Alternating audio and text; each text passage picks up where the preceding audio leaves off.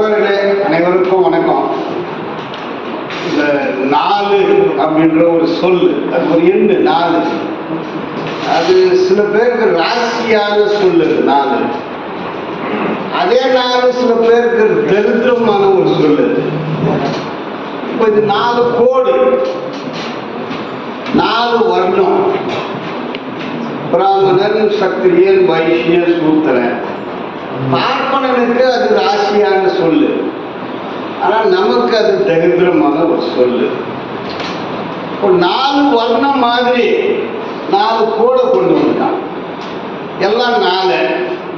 தொழிலாளர்கள் கூட highly skilled, skilled, semi skilled, unskilled 4 கோடு 4. இந்த 4 இந்த நாட்டையே நாசமாயிடுச்சு. பகவத்கீதையில 4வது சாப்டர்ல சத்ரூர் வர்ணியம் மயா சுருட்டும், இந்த 4 வர்ணத்தை நான் தான் உருவாக்குனேன், நான் தான் கண்ணன்.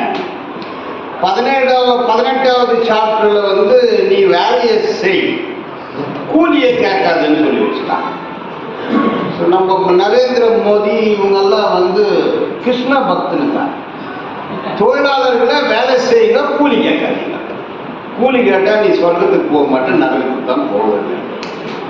இந்த 4 சட்டங்கள் இதில் 40 சட்டம், ஒரு 100 சட்டம், மொத்தம் 140 சட்டம்.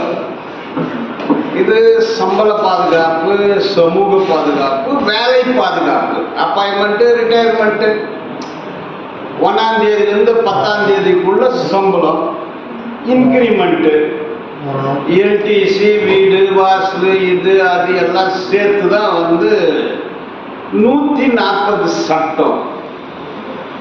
இது பிஜேபிக்கார ஆட்சிக்கு வந்துட்ட பிறகு இந்த 140 சட்டம் பார்த்து எங்கேயோ பச்சை மிளகாய் வச்ச மாதிரி ஆகிப்போச்சு. அவனுக்கு ஏச்சுல ஆயிட்டான்.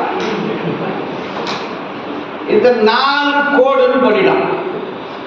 ஃபர்ஸ்ட் வேஜ் கோடு, அது payment of wages act, minimum wages act, equal remuneration act, அப்புறம் பேமெண்ட் ஆஃப் போனஸ் ஆக்ட். 4 சட்டத்தை சேர்த்து ஒரு வேஜ் கோடு. என்னையாது வேஜ் கோடு? இப்போ சுரண்டல் என்ற வார்த்தை எல்லாருக்குமே தெரியும். முதலாளி தொழிலாளியை சுரண்டான், கூலி கம்மியா கொடுக்குறான். அது சுரண்டது போய் உழைப்பை திருட ஆரம்பிச்சிட்டாங்க. சுரண்டல் போய் திருட்டுத்தனம் ஆகிப்போச்சு. திருட்டுத்தனம் போய் உழைப்பை கொள்ளையடிக்க ஆரம்பிச்சிட்டாங்க. அப்ப இந்த வேஜ் கோடு அப்படின்றது இது முதலாளியின் கொள்ளையடிக்கும் ஒரு சட்டம். அது பேரை வேஜ் கோடுன்றது மாற்றிட்டு டக்காய்டி ஆக்ட்னு வச்சா கரெக்டா இருக்கும். அது ஆக்சுவலா டக்காய்டி ஆக்ட். அது பேரை நாசுக்கா வேஜ் கோடுன்னு வச்சுக்கலாம். இது டக்காய்ட்டு, உழைப்பை திருடுவது, உழைப்பை கொள்ளையடிப்பது. இந்த கான்ட்ராக்டர் மத்தியில் வந்தான். அவன் எப்போ கான்ட்ராக்டர் அப்படின்னு ஒருத்தன் வந்தானோ அப்பவே சுரண்டுவது போய் திருடுறதுக்கு ஆரம்பிச்சான். இப்ப சட்டம் போட்டு கொள்ளையடிக்கிறான். இந்த கான்ட்ராக்டர் யார்? கான்ட்ராக்டர் என்றால் என்ன? கான்ட்ராக்டர் எந்த ஊர்ல எந்த கான்ட்ராக்ட் இருந்தாலும் கெட்ட சொல்லுங்கள்லாம் ஒன்னா சேர்த்தா வர்றதுதான் கான்ட்ராக்டர். முடிசவைக்கு, முன்ன மாதிரி, 420, லோக்கல், என்னென்ன கெட்ட கெட்ட வார்த்தைகள். இந்த வார்த்தைகளின் இணைப்பு தான் கான்ட்ராக்டர். அவன் மாமா வேலை பார்க்கலாம். இந்த வேஜ் கோட் பில்லுல 2019 மத்திய சர்க்கார் எவ்வளவு சம்பளம் நிர்ணயிச்சிருக்காங்கன்னா 176 ரூபாய். 176, ஒரு 2 ரூபாய் ஜாஸ்தி பண்ணான். 178. ரூபாய் இன்கிரிமெண்ட், 178 ரூபாய் ஒரு நாளைக்கு கூலி. அதன் பேரு தான் ஃப்ளோர் வேஜஸ் வச்சோம், நேஷனல் ஃப்ளோர் வேஜஸ். இது பேர் தான் சப்கா சாத் சப்கா விகாஸ். சொத்தை எல்லார்கிட்டையும் கொண்டு போய் சேர்க்கிறது. அப்ப தொழிலாளிகளுடைய கூலி 78 ரூபாய். அந்த டைம்ல அனூப் சத்பதி கமிட்டின்னு ஒரு கமிட்டி போட்டாங்க. அனூப் சத்பதி கமிட்டி தொழிலாளிக்கு கூலி எவ்வளவு கொடுக்கிறது, highly skilled, skilled, semi skilled, unskilled. அப்போ உற்பத்தியில அப்போ தொழிலாளி என்ன, ஒன்று மேனுஃபேக்சரிங் ஒர்க்கர்ஸ், உற்பத்தியில் ஈடுபட்டு இருக்கக்கூடிய தொழிலாளி, மெக்கானிக்கு, மோட்டர் கட்டுறது, மிஷினு, மேனுஃபேக்சரிங் செக்டார். அதுல வெறும் 11.2% தான் வேலை இருக்கு, 11.2%. நெக்ஸ்ட் சேவைத்துறை, சர்வீஸ் செக்டார். சர்வீஸ் செக்டர்னா ஹோட்டலு, ஆஸ்பத்திரி, ஏர்போர்ட், இதெல்லாம் சர்வீஸ் செக்டார். பிரைவேட்டு, கவர்மெண்ட் எல்லா ஹாஸ்பிட்டல்ஸும் சேர்த்து தான் 28%. அப்போ கட்டுமான தொழில் 9%. கன்ஸ்ட்ரக்ஷன், குவாரி, மணல், சிமெண்ட், இதெல்லாம் கன்ஸ்ட்ரக்ஷன் இண்டஸ்ட்ரி 9%. மிச்சங்கிற 45% விவசாயத்துறை. அப்ப இந்த நாட்டின் தொழிலாளர்களின் எண்ணிக்கை இப்போ 2024ல 56 கோடி பேர் இந்த 4 செக்டர்ல வேலை செய்யறாங்க. 54 கோடி பேர். இந்த 57 கோடி தொழிலாளர்களுக்கு சம்பளம், குறைந்தபட்ச சம்பளம் என்பது 178 ரூபாய். 2019 இந்த அனூப் சத்பதி கமிட்டி, அவர் ஒரு பெரிய அறிவாளி, விவி கிருவி இன்ஸ்டிடியூட் ஆஃப் லேபர் உடைய சேர்மன், PhD படிக்கிறார். அவர் ஒரு அறிக்கை கொடுக்கிறார் மத்திய அரசுக்கு. அந்த அறிக்கை பிரகாரம் 375 ரூபாய் ஒரு நாளைக்கு. இது ஆல் இந்தியா லெவல் ரெக்கமெண்டேஷன் 375 ரூபாய். 375 ரூபாய்னா ஒரு மாசத்துக்கு 9750 ரூபாய். தமிழ்நாடு, கர்நாடகா வரும்போது அது ஒரு நாளைக்கு 412 ரூபாய். இது ரெக்கமெண்டேஷன். இந்த ரெக்கமெண்டேஷன் நம்ம ஆக்கிக்கிறாங்களே மாமி நிம்மி நிம்மியாக்கி சொல்லிச்சு, அவ்வளவு சம்பளம் கொடுக்க முடியாது, ரிஜெக்டட். 375 ரூபாய், 412 ரூபாய். சென்னையில, இந்த கோயம்புத்தூர், எந்த ஊர்ல வாடகை கட்டணும், சாப்பிடணும். சாப்பிடணும்னா கறி கூட சாப்பிடணும், மீன் சாப்பிடணும், முட்டை சாப்பிடணும், பழம் சாப்பிடணும், ட்ரை ஃப்ரூட் சாப்பிடணும், பால், தயிர், மோர், செருப்பு, எண்ணெய், சீப்பு, சோப்பு, கண்ணாடி. பெற்றவங்களுக்கும் சோறு போடணும், பிள்ளைங்களுக்கும் சோறு போடணும். நல்லது கெட்டது, கல்யாணம், காரியம், கர்மாந்திரம், இது மனித கலாச்சாரம். 375 ரூபாய். சப்கா சாத் சப்கா விகாஸ், சப்கா சாத் சப்கா விகாஸ். கொடுக்க முடியாது நாம வந்தாங்க. 375 ரூபாய் கொடுக்க முடியாதுங்களா? நீ என்னடா மனுஷனே, what type of fellow you are? என்ன பிரைம் மினிஸ்டர் நீ? உலகத்திலேயே கம்மியான கூலி. தேக்கோ சைனா, தேக்கோ தேக்கோ சைனால ஒரு மணி நேரத்துக்கு $3. கூகுள் பண்ணி பாரு, $3.7 per hour. 8 3 24, 8 4 32. ஒரு நாளுடைய கூலி 32. $2 32 × 83 கணக்கு போடு, எவ்வளவு வருது ஒரு நாளைக்கு? கூட சைனாக்கா தேக்கோ, சைனா உஸ்கா துஸ்ரா, சைனாக்காரன் கொடுக்குற கூலி கூடாது. யோகத்தில் பேசுறது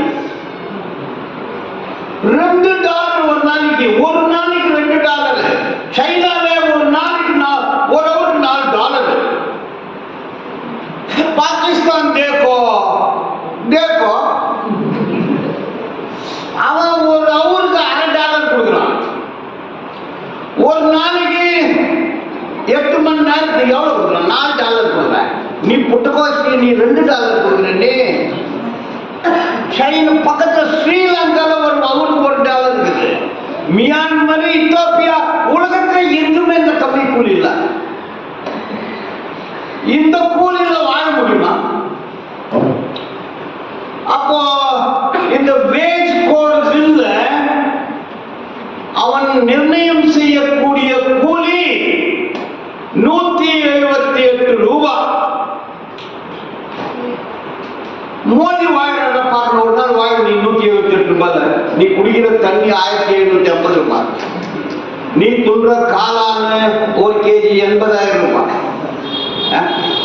நீ போடுற கண்ணாடி $16 லட்சம். நீ வச்சுங்கிற பேனா $6 லட்சம். அவரு ஷர்ட் பேண்ட் எல்லாம் போடுற தெரியுமா? அர்மானியா எம்பிரியோ சூட்டு, அர்மானி ஜார்ஜியோ சூட்டு, ஒரு சூட்டு $4 லட்சம்.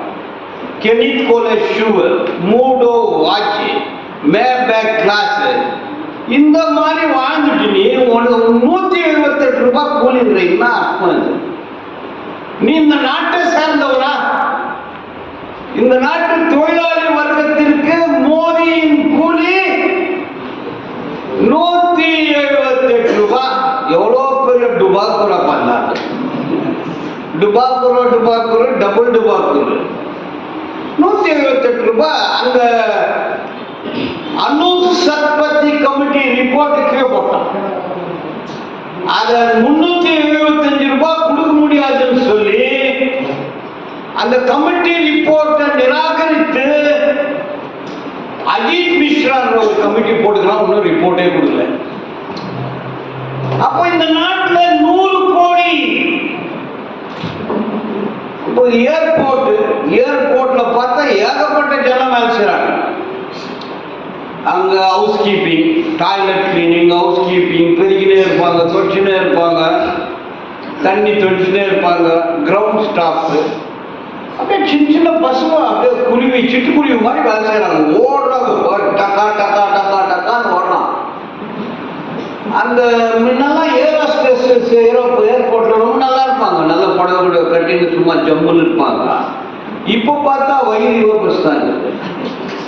சம்பளம் 20,000 கொடுக்கணும். அவங்க எந்த சொல்றது உங்களுக்கு? 15,000 10,000. நான் கேட்டேன் காலையில், எவ்வளோ கூலி உனக்கு ஒரு மாசம் எவ்வளோ இருக்கணும்? 10,000 கொடுக்குறாங்க சார். 10,000 எப்படியா வாங்குற? என்ன சார் பண்றது? இது கூட வேலை கிடைக்கல. இந்த ஏர்போர்ட், ரயில்வே ஸ்டேஷன் எல்லாம் கான்ட்ராக்ட் லேபர் 8,000 10,000 12,000. செக்யூரிட்டி 12 மணி நேரம் வேலை செய்யறாங்க. எவ்வளவு சம்பளம்? 10,000 12,000. 10,000 12,000 நீ தொழிலாளிக்கு கூலி கொடுக்குற யோகத்தை இல்லைன்னா நீ அன்பிட்டு, நீ ஆட்சியை பண்ணாத ஓடியா. இந்த சென்னை நகரம் சிங்கார சென்னையா?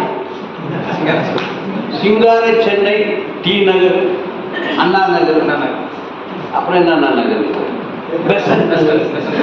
பெரிய பெரிய பில்டிங் எல்லாம் போட்டு டக்கு புக்கு நடக்கிறாங்க.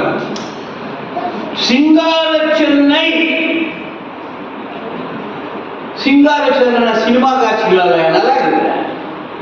துப்புரவு தொழிலாளர் நம்ம பெண்மணிகள் துப்புரவு பண்ணா சிங்கார சென்னை. நம்ம சிமெண்ட் தூக்கி, செங்கலை தூக்கி, மணலை தூக்கி கட்டினா ஊடு. பிரிட்ஜு, பாலம், மேம்பாலம், பில்டிங்கு, பெசன்ட் நகர், அண்ணா நகர், லொட்டு லொஸ்து எல்லாமே நம்ம கட்டியா. கூலி குடியா? நீ கூலி குடி. கூலி கொடுக்கறதுக்கு யோகத்தை இல்லைன்னா நீ யோர் அன்பிட். தமிழ்நாடு அரசு நீ பண்ணி ஜாஸ்தி பண்ணு. கூலி ஒரு நாளைக்கு 1000 ரூபாய், ஒரு நாளைக்கு 8 மணி நேரம் வேலை செய்தா 1000 ரூபாய் 30,000 ரூபாய் கொடு. அதுக்கு மேல வீட்டு வாடகை படி, டிரான்ஸ்போர்டேஷன், பேண்ட், ஷர்ட்டு 45,000 50,000 கம்மி வாழணும். சைனாக்காரன் கொடுக்குறான் 70,000 1 லட்சம் ரூபாய் கொடுக்குறான், நீ கொடு. பாகிஸ்தான்காரன் கொடுக்குறான், ஸ்ரீலங்காவில் கொடுக்குறான், மிடில் ஈஸ்ட்ல கொடுக்குறான். இஸ்ரேல்ல போய் கட்டட தொழில் செய்தா ஒரு மாசத்துக்கு 1,92,000 ரூபாய். 1,92,000 ரூபாய் வாங்குறதுக்குள்ள நீ உயிரை இருக்க செத்து போடுவான்னு தெரியாது. நானே எப்ப கொண்டு போறான். இருந்தாலும் செத்து போனாலும் பரவாயில்ல, 1,92,000 இந்தியாக்காரன் அங்க போறான். அப்போ உலகம் பூராவும் 45,000 50,000 1 லட்சம் 1.5 லட்சம் 2 லட்சம் ரூபாய் கூலி கொடுக்குறான். நீ யார கம்மியா கொடுக்குற? நீ யாருக்கு கூலி கம்மியா கொடுக்குற? 100 கோடி பேர். நீ சென்சஸ் சரி யார் பார்க்கலாம்? பட்டியலின மக்கள், scheduled caste, scheduled tribe, backward class, இவங்க தானே இது. நீ ஹிந்து, கனடால நீ ஹிந்து, நாமெல்லாம் ஒன்று, இந்துக்கள் எல்லாம் ஒன்று, சரி ஒத்துக்கிறாங்க. மெட்ராஸ்ல 2 விஷயம் முக்கியமானது. ஒண்ணு கோயில், எங்க பாரு கோயில் இருக்குது, இருக்கா இல்லையா?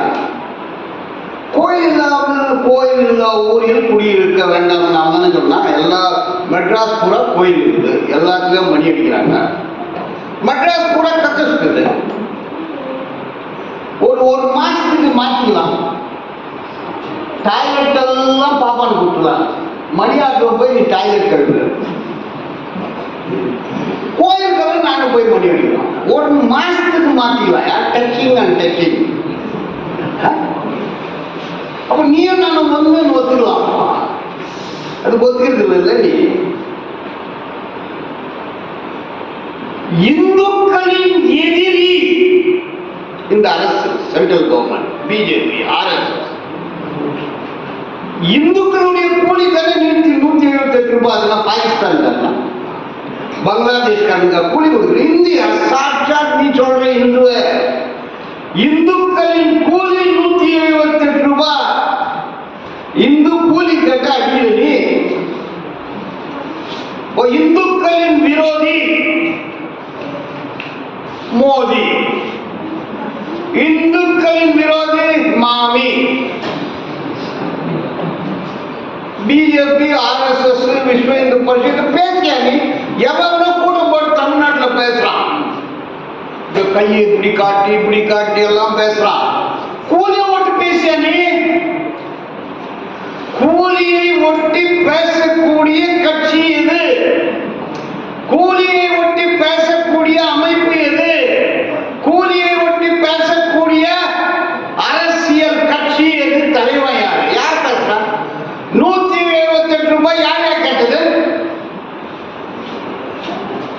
எந்த கட்சியுமே கூலி ஒட்டி போய் யாருக்கு போய் அவனும் பேசுறான். யூடியூப்ல போட்டா என்னென்னமோ பேசுறான். கண்டோ பேரெல்லாம் நான் நல்ல பேரை ஒன்னா சொல்றான். என்னென்னமோ பேசுனிய, கூலி ஒட்டி பேசுனி. இன்னுடைய கொள்கை கூலி ஒட்டி பேசு. நளினிகாந்த், விஜயகாந்த், ரஜினிகாந்த், என்னென்னமோ காந்த் கூலியை ஒட்டின சொல்ற நீ. சினிமாக்காரன் கூலியை ஒட்டினா பேசுற நீ. இன்னொரு தேசியம் அது மண்ணாங்கட்டி நல்லா பேசுற கூலியை ஒட்டினா சொல்ற நீ. கூலியை ஒட்டி பேசாத கட்சி அது அரசியல் கட்சி அல்ல. கூலியை ஒட்டி பேசாத அமைப்பு அல்ல. கூலியை ஒட்டி பேசாத தலைவன் அல்ல. அப்ப இவங்க எல்லாமே தொழிலாளி வர்க்க துரோகிகள். நம்முடைய அரசியல் அமைப்பு சட்டம் ஆர்டிகல் 39, 39A, 41, 42, 43 என்ன சொல்றது? வாழ்வதற்கான கூலி கொடு. இதானே டாக்டர் பாபா சாஹிப் அம்பேத்கர் எழுதி வச்ச சட்டத்துல வாழ்வதற்கான கூலி 43 நாட்டினுடைய சொத்துக்கள் அனைத்து மக்களுக்கும். அது அம்பேத்கர் சொன்னது, சப்கா சாத் சப்கா விகாஸ். அப்ப நீ அரசியல் அமைப்பு சட்டத்திற்கு எதிரானதுதான் இந்த கோட், வேஜ் கோட். எவ்வளவு போனஸ் கொடுக்குறேன். இப்போ புதுசா வேற 2 சிஸ்டம் எம்ப்ளாய்மெண்ட் வந்துட்டு, gig employee, platform employee. App வெள்ளக்கான ஆப் எடுத்துன்னு வராங்க. ஓபா, Ola, Uber, Urban Company, Zomato, Suzuki, Suzuki மலாகட்டி நம்மளுக்கு எல்லாருக்கும் வருது. சுகி, ஜொமோட்டோ ஆப் வச்சு இந்தியாவுக்கு ஆப் வச்சுக்கிறான். அவந்தே வண்டி, அவந்தே பெட்ரோல், அவனே இங்க இருக்கிறது அங்க கொடுக்கணும். அவன் 40% அடிக்கிறான். மாசான 15,000 கூட வருது. Where is law? என்னமோ சட்டம் போடுது. சட்டம் எங்கயா? கிக் எம்ப்ளாயிஸ், பிளாட்ஃபார்ம் எம்ப்ளாயிஸ்க்கு சட்டம் எங்க? எவ்வளவு கூலி? அவன் வந்து நோய்வாய்ப்பட்டா ஏதா? Where is fund? கவர்மெண்ட்டுக்கும் இந்த தொழிலாளிக்கும் சம்பந்தமே இல்லை, சட்டமே இல்லை, அவங்க கூலி நிர்ணயமும் இல்லை, அதற்கான ஒரு லேபர் டிபார்ட்மெண்ட்டும் இல்லை. அப்போ இந்த நாட்டின் உழைப்பாளிக்கும் அரசுக்கும் கனெக்ஷனே இல்லை, சட்டமே இல்லை. அப்ப சம்பள பாதுகாப்பு என்பது இல்லவே இல்லை. ஒரே ஃபேக்டரி, ஒரே உற்பத்தி, பர்மனன்ட் எம்ப்ளாய்க்கு 50,000 சம்பளம், ட்ரைனிங்க்கு 15,000 சம்பளம், கான்ட்ராக்ட் லேபருக்கு 12,000 சம்பளம், வேலை ஒண்ணு. இப்போ ஆர்டிகல் 14 சட்டத்தின் முன் அனைவரும் சமம். எங்கேயா சமம்? 2 பேரும் ஒரே வேலை செய்யலாம். அவனுக்கு 50,000 கொடுக்குற, எனக்கு வந்து 12,000 கொடுக்குற, செய்யற வேலை ஒண்ணு, தொழில் ஒண்ணு, ஒரே இடத்துல இருக்கிறோம். அப்ப இந்த கான்ட்ராக்ட் முறை, இது ஒரு சட்டத்தை 1970 கொண்டு வந்தாங்க. இந்திரா காந்தி பிரதம அமைச்சராக இருக்கும்போது contract regulation and abolition act, contract regulation and abolition rules. 1976 ஒரு சட்டம் கொண்டு வந்தாங்க. Canteen, house keeping, security, gardening, இந்த 4 இடத்துலயும் கான்ட்ராக்ட் தொழில் இருக்கக்கூடாது என்ற ஒரு சட்டம் 1976. Core employment, not core employment. Core employment no contract. 1998 Air India case, லட்சக்கணக்கான கான்ட்ராக்ட் தொழிலாளி நிரந்தர தொழிலாளி ஆனா. எப்ப அவன் நிரந்தர தொழிலாளி ஆனாலும் அந்த RSS காரங்களுக்கு எங்கேயோ மிளகா வச்ச மாதிரி ஆயிப்போச்சு, பச்சை மிளகா. வாஜ்பாய் பிரதம மந்திரியாக இருக்கும்போது குரூப் ஆஃப் மினிஸ்டர்ஸ் கூட்டம், ஒரு கூட்டத்தை வச்சு 2001 கோர் ஆக்டிவிட்டி, நான் கோர் ஆக்டிவிட்டின்னு பிரிச்சு 2002 ஸ்டீல் அத்தாரிட்டி ஆஃப் இந்தியா கேஸ்ல இந்த 240 நாள் வேலை செய்தா பர்மனன்ட், நீண்ட காலம் வேலை செய்தா பர்மனன்ட், ஷாம் கான்ட்ராக்ட் இருந்தா பர்மனன்ட் அப்படின்னு இந்த நாட்டில் இருக்கக்கூடிய இளைஞர்களின் வயிற்றில் புலியை கரைத்தது ஒன்னு வாஜ்பாய், இன்னொன்னு சுப்ரீம் கோர்ட். தொழிலாளருக்கு வில்லன் யாருன்னா நம்பர் 1 வில்லன்னு கோட்டா இல்ல பாராளுமன்றமா? கோயிலிருந்து முட்டை வந்தா முட்டையிலிருந்து கோயில். ரெண்டும் அந்த 2001 போட்ட சட்டம் இன்னைக்கும் அதான் சட்டம். கான்ட்ராக்ட் முறையை நடைமுறைப்படுத்தியது வாஜ்பாய், அதை சட்டமாக்கியது சுப்ரீம் கோர்ட். 2002 2024 வரைக்கும் இந்த நாட்டில் இருக்கக்கூடிய தொழிலாளி வர்க்கம், தொழிற்சங்கங்கள், மத்திய தொழிற்சங்கங்கள் இதை எதிர்த்து இது வரைக்கும் பெரிய போராட்டம் வெடிக்கவே இல்லை. இப்போ இந்த வேஜ் கோடை விட்டுட்டு நெக்ஸ்ட் வாங்க, industrial relation bill. Industrial relation bill அது 4 ஆக்ட். இது industrial dispute act, standing orders act, அப்புறம் ட்ரேட் யூனியன் ஆக்ட். இது 3 சேர்த்து ஒரு கோடு பண்ணிட்டான். இந்த இண்டஸ்ட்ரியல் கோட் பில் பயங்கரமான ஒரு சட்டம். சோ இந்த இண்டஸ்ட்ரியல் கோட் பில்ன்றத மாற்றி அயர்ந்து ஃபயர் பில், வேணும்னா வேலையை வச்சுக்கலாம், வேணாம்னா விசிறி போட்டுக்கலாம். அயர் ஃபயர் ஆக்ட் வைக்கணும். அவன் இண்டஸ்ட்ரியல் ரிலேஷன் பில் போட்டுட்டான்.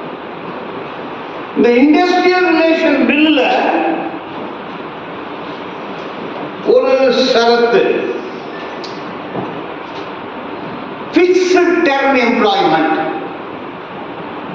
ஒரு கார் தயாரிக்கிறான், இல்லை மெஷின் தயாரிக்கிறான், அவனுக்கு ஸ்கில்டு ஒர்க்கர் தேவை, இல்லை ஹைலி ஸ்கில்டு ஒர்க்கர் தேவை, எலக்ட்ரீஷியன் தேவை. அவன் ஒரு தொழிலாளி கிட்ட ஒப்பந்தம் போட்டுக்கலாம்.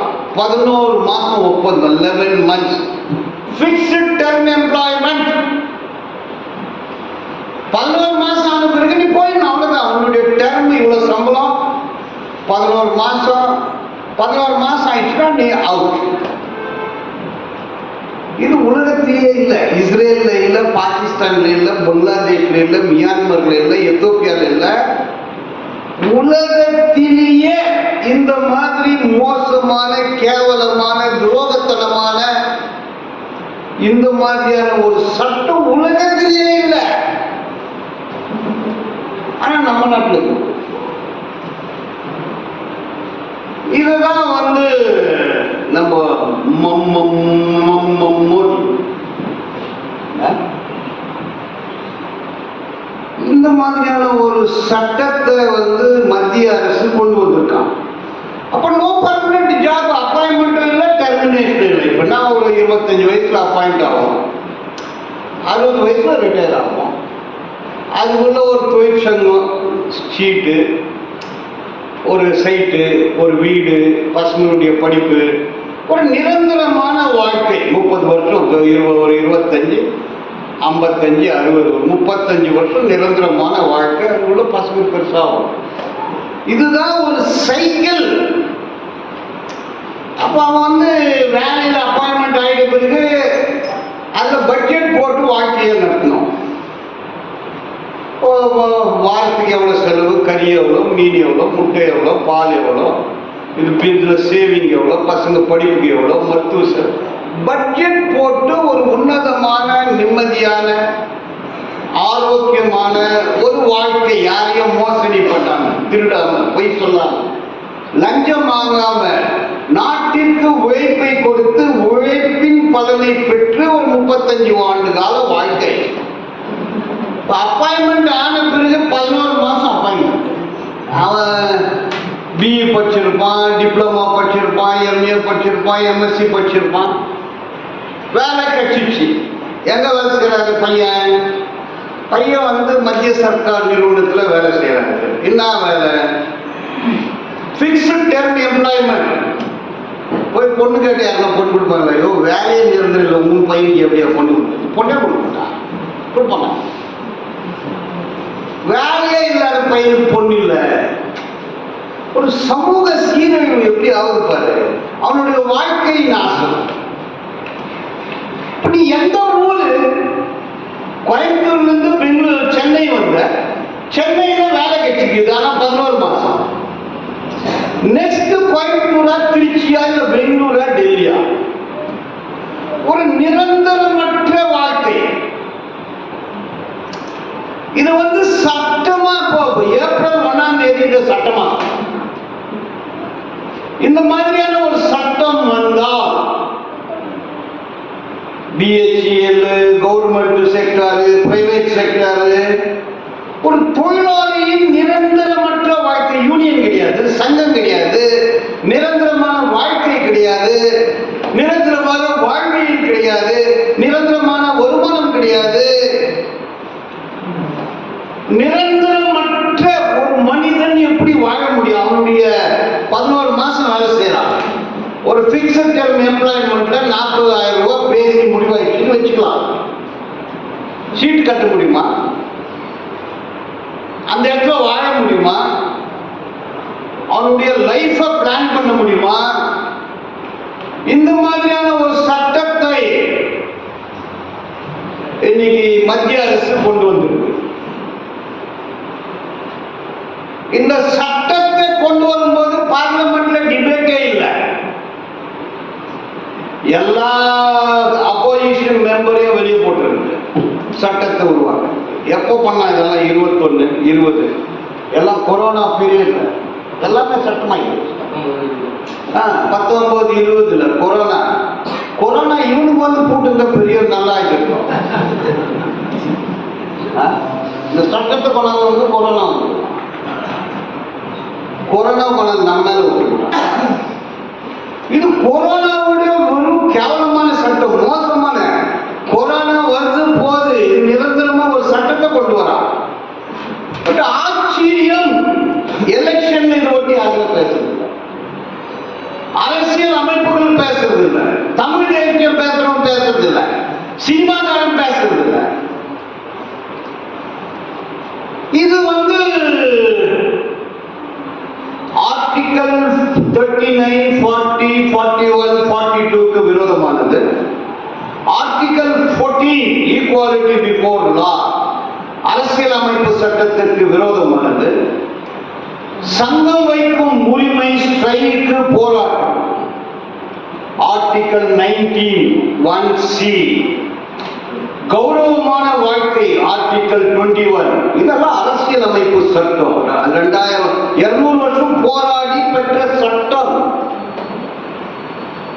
இந்த சட்டத்துக்கு விரோதமான ஒரு சட்டத்தை கொண்டு வந்துக்கிறான். அது பேரு industrial relation bill. Supreme court என்ன பண்ணுது? எதுக்கும் தலை போடுறது இல்லையா? நீ இதை எடுத்து பண்ண அந்த போட்டுக்கிறது என்னத்துக்கு? அரசியல் அமைப்பு சட்டத்திற்கு விரோதமாக அரசுகள் சட்டம் கொண்டு வந்தால் அதை ரத்து செய்யக்கூடிய அதிகாரம் சுப்ரீம் கோர்ட்டுக்கும் ஹைகோர்ட்டுக்கும் உண்டு. ஏன் ஹைகோர்ட்டும் சுப்ரீம் கோர்ட்டும் தூங்குது? அதுதான் அம்பேத்கர் சொன்னார், செருப்பு போட்டவனுக்கு தான் தெரியாது எங்க கடிக்குது, ஷூ போட்டவனுக்கு தான் தெரியும் அது எங்க கடிக்குதுன்னு. அப்போ வறுமை, ஏழ்மை, பசி, பட்னி, ஜாதி, சேரி இதை அனுபவித்த ஒரு ஜட்ஜிக்கு தான் தெரியும். அது வெறும் பாப்பானிய ஜட்ஜியா உட்கார வச்சவங்க தான் மண்ணாங்கட்டியா தெரியும். எல்லாமே மேல் ஜாதியை சேர்ந்தவர்கள் சுப்ரீம் கோர்ட் ஜட்ஜி, ஹைகோர்ட் ஜட்ஜி. இது ஜனங்களுடைய கஷ்டமே தெரியாது. ஏன் why they are not intervening? இது அரசியல் அமைப்பு சட்டத்திற்கு விரோதமான ஒரு சட்டம். சோ கோர்ட்டுக்காரனும் கோர்ட்டு கேட்கல, அரசியல் கட்சிக்காரனும் அரசியல் கட்சி கேட்கல, அமைப்புகள் கேட்க வேண்டும், அமைப்புகள் கேட்கவில்லை. யார் கேட்பது? இது என்ன கொடூரம்! இது ஒன்னு பிக்ஸ்ட் டெர்ம் எம்ப்ளாய்மெண்ட், இன்னொன்னு 178 ரூபாய் கூலி, 300 ரூபாய், 350 ரூபாய், 400 ரூபாய் பிக்ஸ்ட் டெர்ம். அப்ப இந்த 100 கோடி மக்கள் எப்படி வாழ முடியும்? உழைப்பாளி, பாட்டாளி. அவன் இல்லைன்னா ரயில் ஓடாது, பஸ் ஓடாது, சோறு கிடைக்காது, பிரியாணி கிடைக்காது. ஆடு மேய்க்கிறவன், ஆடு அறுக்கிறவன், பிரியாணி செய்கிறவன் எல்லாம் அவன் தானே கான்ட்ராக்ட். அவன் இன்று எதுவும் அசையாது. அது தொழிலாளி இல்லாத கடவுள் இல்லை. அவனை இந்த நேரத்தில் வைக்கிறீங்க. இது உலகத்திலேயே நடக்காத ஒரு அதிர்ச்சியான சட்டம். அந்த சட்டத்தை தைரியமா கொண்டு வரான், தைரியமா கொண்டு வரான், தைரியமா பேசுறான். யாரோ ஒருத்தர் பாத யாத்திரை போனார். பாத யாத்திரை என்ன சொல்றது தமிழ்ல? நடைப்பயணம். அது பாத யாத்திரை, நடைப்பயணம். அது என்ன பயணமோ? சாவு பயணமா? என் மக்கள் என் மண். கூலிய ஓட்டி கேள்றா. என் மக்கள் விஷயம் தானே இது. இண்டஸ்ட்ரியல் ரிலேஷன் பில்ல எதிர்த்து கேளு, கூலிய கேளு, 1000 ரூபாய் கொடுன்னு கேளு, ஒப்பந்தம். எல்லாத்தையும் அம்பானி அதானிக்கு கொடுக்குற அவன் அவனை கல்யாணத்தை பண்ணான். ரொம்ப ஏழ்மையா கல்யாணம் பண்ணான். ரொம்ப ஏழ்மையான கல்யாணம். துணியே இல்லை, துணி வாங்க துணியே இல்லை. எல்லாம் அரைக்கிற பொம்பளைங்களை வச்சு கல்யாணம் பண்ணான். காசு வந்து துணி போடுறதுக்கு காசு இருந்தாரு. நம்ம காசு போட்டாரு. இன்னைக்கா இங்க வந்து ஆன்மீகம்ன்றாரு, அங்க போய் டப்பா கொடுத்தாரு. காசு கொடுத்தா உடம்பு ஆடு போறாரு.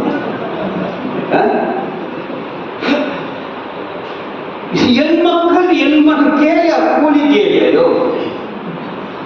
இந்து மக்களுக்கு தான் இது. ஏன்னா முஸ்லிமா? முஸ்லிம் செய்யாதியா? இந்து நான் செய்யாது. என் கூலிய கொடு, வேலைய கொடு, சம்பளத்தை கொடு, கூட கொடு, வாசல கொடு, ஆஸ்பத்திரியை கொடு, ஸ்கூல கொடு, கொடு கொடு, எல்லாம் கொடு. நம்ம அப்போ விடுதான்.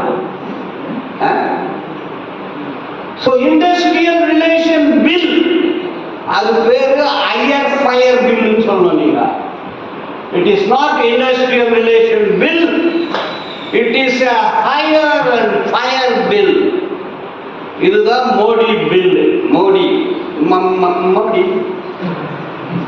பண்றாரு பாரு. அவர் ஏரோப்ளேன் மாத்திரம் 6000 கோடி வாங்கி, 6000 கோடி ஒரு நாளைக்கு அவர் பண்ற செலவு 20 லட்சம் பண்றாரு. ரஷ்யால புரட்சிக்கு பிறகு ஒரு அக்ரிகல்ச்சரல் மந்திரி வர ஒரு டீம் என்னன்னு பார்த்தா, என் மக்கள் எல்லாரும் சோறு பண்ற வரைக்கும் நான் சொல்ல மாட்டேன். அப்படியே குடல் கருகி கிபி வந்து செத்து போயிட்டார். இவரு ஊரே ஹீரோ மன்னன் ஊரே பத்தி வரும்போது பிடில் வாசித்தான். இன்னும் நம்ம லோக்கலா சொல்லுவோம், ஊடு பத்தி எறிது, நம்ம பீடிக்கு நெருப்பிடுறான் பாரு. ஊரே நாடே பத்தி இருக்குது, எல்லாத்தையும் பீடி பிடிச்சிங்க, சிகரெட் எல்லாம் புரியும். இது ஒரு அநியாயமான ஒரு அக்கிரமமான ஒரு சட்டம். அந்த இண்டஸ்ட்ரியல் டிஸ்பியூட் ஆக்ட் அது சும்மா வராது. பல ஆண்டு போராட்டம் சிக்காகோல சுருவாச்சு, 1917 ரஷ்யால சுருவாச்சு, 20 சென்னையில சுருவாச்சு. சிங்கார வேலை, செங்கொடி இயக்கம், மெட்ராஸ் லேபர் யூனியன். 1926 தான் ட்ரேட் யூனியன் ஆக்ட் வந்தது. இண்டஸ்ட்ரியல் டிஸ்பியூட் ஆக்ட் 1947 வந்தது. போராடி பெற்ற சங்கம், அது பேர் நியூவா, புதிய தொழிலாளர், புதுசு இல்ல. இது மனு நீதி தொகுப்பு சட்டத்தை நிறுத்தும் ஒண்ணு. புதிய தொழிலாளர், புதிய தொழில் மனு நீதி இல்லைன்னா பிராமண சட்டத்தை ரத்து செய், கீதை சட்டத்தை ரத்து செய், சமூகன் சட்டத்தை ரத்து செய், ஏற்கலைவன் சட்டத்தை ரத்து செய். அவங்க தானே படிக்கூடாது. நம்ம இது இண்டஸ்ட்ரியல் கோட் பில். அது ஒரு 4, இது ஒரு 3, 7. இன்னொன்னு பார்த்தா occupational safety, occupational safety, health, conditions of service bill. 13 சட்டத்தை ஒன்னா சேர்த்தான். 13 இதுல contract regulation and abolition act, abolition rules, section 10(1) contract labour sham contractor இருந்தா, ஸ்டேட் கவர்மெண்ட் இருந்தா நம்ம பெட்டிஷன் கொடுக்கலாம். Section 10(1) abolish contract, regularize. Rule 25(2)(5)A சம வேலைக்கு சம கூலி கொடு, equal pay for equal work. சட்டத்தை எடுத்தான். எவ்வளவு பெரிய ஒரு துரோகம் இது இந்த அரசு செய்தது. உன்னுடைய உரிமையை இந்த அரசு பறித்து விட்டது. இந்த சட்டம் நடைமுறைப்படுத்தப்பட்டால் equal pay for equal work அது இல்லை, இதுவே இல்லை. அட்லீஸ்ட் நீ கேட்கலாம், சில இடத்துல சக்சஸ் கூட ஆகலாம். இந்த ஒரு பெனவலண்ட் லா 1970 கொண்டு வந்த சட்டம் அப்படியே எடுத்துட்டாங்க. Equal pay for equal work இல்ல, பர்மனன்சியும் இல்லை, கோர்ட்ல இல்ல, லேபர் டிபார்ட்மெண்ட் இல்லை. நீங்க லேபர் டிபார்ட்மெண்ட் எல்லாம் இல்லை, மேனேஜ்மெண்ட் டிபார்ட்மெண்ட் போய் அடிச்சுட்டு எழுதிருக்கோம். லேபர் டிபார்ட்மெண்ட், இந்த லேபரை எடுத்துட்டு மேனேஜ்மெண்ட் டிபார்ட்மெண்ட், அப்படி இல்லைன்னா டக்காய்டி டிபார்ட்மெண்ட் கூட போட்டேன். வேலை என்ன வேலை செய்யறாங்க அந்த வேலை தானே அது. So no more labour department. பெங்களூர்ல வந்து சென்ட்ரல் இண்டஸ்ட்ரியல் ட்ரிபியூனல்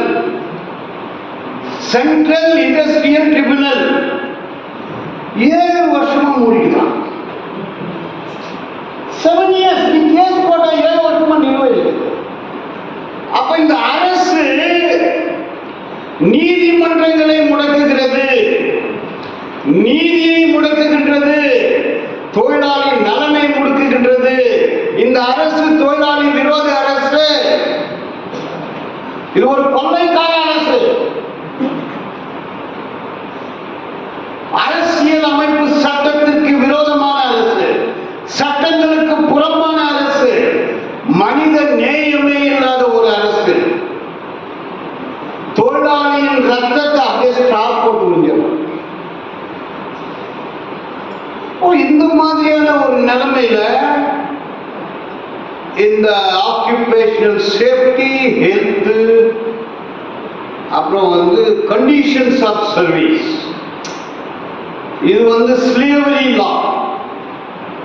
அதை எடுத்துட்டு this is slavery act, slavery protection act, அடிமை சட்டம், ஸ்லேவரி ப்ரொடெக்ஷன் ஆக்ட். மோதி டுபாகூர் வேலை நம்மளுக்கு சொல்லிக் கொடுக்குறாரு. ஆக்குபேஷன் எப்படி இருப்பார் வார்த்தை, ஆக்குபேஷனல் சேஃப்டி, ஹெல்த். எங்க இருக்குது ஆக்குபேஷனல் சேஃப்டி? ஆட்டோ ஓட்டுறவனுக்கு, பஸ் ஓட்டுறவனுக்கு, ரோட்ல நடக்கிறவனுக்கு, ஆடை இருக்கிறவனுக்கு, பிரியாணி செய்யறவனுக்கு, டீ போடுறவனுக்கு, செக்யூரிட்டி வேலை பார்க்குறவனுக்கு, வீட்டு வேலை செய்யறவங்களுக்கு, gig employee, platform employee, contract employee, railway contract labour, government எங்க இருக்குது? இது ஒரு அடிமை சட்டம். ஸ்லேவரி ப்ரொடெக்ஷன் ஆக்ட் வந்து இந்த பேர்ல வரும். இது ஒரு 13 இடம், 13, அது ஒரு 7, இது ஒரு 13, 20, மிச்சம் 9 கட்ட நம்பர். 9 சட்டம் வெறும் 9. சோசியல் செக்யூரிட்டி பில் 9 சட்டத்தை ஒன்னா சேர்த்து சோசியல் செக்யூரிட்டி பில்லுன்னு கொண்டு வந்திருக்காங்க. அதுல வந்து ESI act, employee state gratuity act, எல்லாம் 9 ஆக்ட். ஆக மொத்தம் 29 சட்டத்தை 4 கூட பண்ணலாம். வெரி சோசியல் செக்யூரிட்டி, சமூக பாதுகாப்பு. கான்ட்ராக்ட் லேபர் கிராச்சுவிட்டி வந்தது யாருன்னா பார்த்துக்கிறீங்களா?